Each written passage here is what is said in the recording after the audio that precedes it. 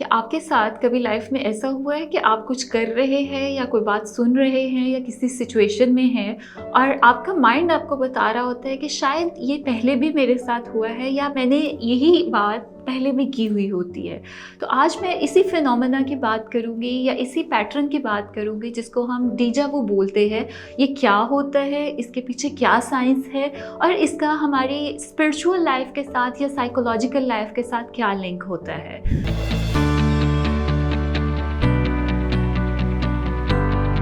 I'm Amna Iftakhar and I'm a consultant clinical psychologist या जिसको हम माहिर नफ्सियात बोलते हैं। I'm working in that field from last 13 years और जिसमें हम मुख्तलिफ़ किस्म के जो साइकोलॉजिकल इश्यूज़ या प्रॉब्लम्स होती है उसकी असेसमेंट सर्विसेज और मैनेजमेंट सर्विसेज जो है वो प्रोवाइड करते हैं। तो अगर आप अपनी अपॉइंटमेंट बुक करवाना चाहते हैं तो मरहम के प्लेटफॉर्म पर जाएँ, अपनी इन पर्सन या ऑनलाइन जो है वो अपॉइंटमेंट बुक करवा सकते हैं। तो जैसे कि मैंने जिक्र किया, हम लाइफ में बहुत सारे एक्सपीरियंसेस से गुजरते हैं और उसमें अक्सर औकात हमें लग रहा होता है कि जब हम कुछ लोगों से मिल रहे हैं, किसी जगह पर गए हैं, किसी से बात कर रहे हैं या किसी की बात सुन रहे हैं, तो हम में से अक्सर लोगों को एक फीलिंग आती है, एक सेंसेशन आती है कि जो उनका प्रेजेंट मोमेंट है उन्होंने पहले भी गुजारा हुआ है या वो इससे पहले भी गुजर चुके हुए होते हैं। उनको एक रिकॉल या उसका एक आपको सेकेंड वर्जन जो होता है वो लग रहा होता है। अब जब हम इसकी बात करते हैं तो उसको हम टर्म करते हैं कि this is some state, this is a psychological phenomena जिसको डीजा वू बोलते हैं, जिसमें होता क्या है कि हमारे ब्रेन के अंदर कहीं ना कहीं हमारे थ्रू आउट द लाइफ जो हमारे लर्निंग एक्सपीरियंसेस रहे हुए होते हैं, those person are actually more sensitive to their mental processes.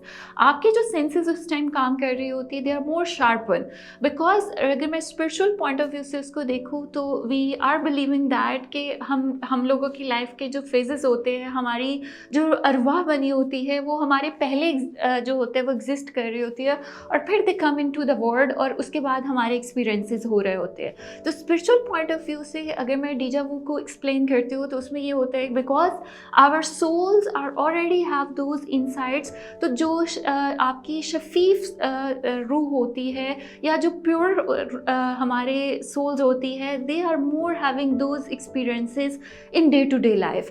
लगता है बाजार के खाने बहुत खाते हो। जी डॉक्टर साहब, मैं ये मेडिसिन प्रिस्क्राइब कर रहा हूँ, वो आप ले लेना। अब कोई भी मसला हो तो मरहम से डॉक्टर की ऑनलाइन कंसल्टेशन बुक करो, क्योंकि डॉक्टर से बात होगी अब घर पर। बट अगर मैं साइकोलॉजिकल फिनोमेना से इसको एक्सप्लेन करूँ तो अक्सर औकात हम इतनी एक तेज़ ज़िंदगी गुजार रहे होते हैं, हम लाइफ में इतनी सारी प्रॉब्लम्स में से गुजर रहे होते हैं कि हम डिसओरिएंटेड होते हैं। हम अपनी जो रियल लाइफ होती है या प्रेजेंट लाइफ होती है उसमें नहीं होते हैं।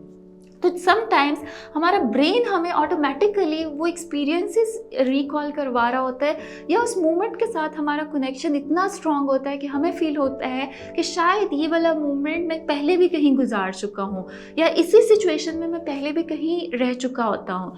एक्चुअली इन रियलिटी वो एग्जिस्ट तो नहीं कर रहा होता, बट हमारे थ्रू आउट द लाइफ इतने एक्सपीरियंसेस गुजर रहे होते हैं कि हम कहीं अपने जो पास्ट हमारा एक्सपीरियंस गुजरा हुआ होता है, हम करंट सिनेरियो को उस सिनेरियो में जो होता है वो रिलेट करना शुरू कर देते हैं। तो इसलिए अगर आपको कभी लाइफ में इसका एक्सपीरियंस हुआ है तो this is not something to worry about. ये किसी किस्म की कोई बीमारी या किसी किस्म का कोई मसला नहीं है।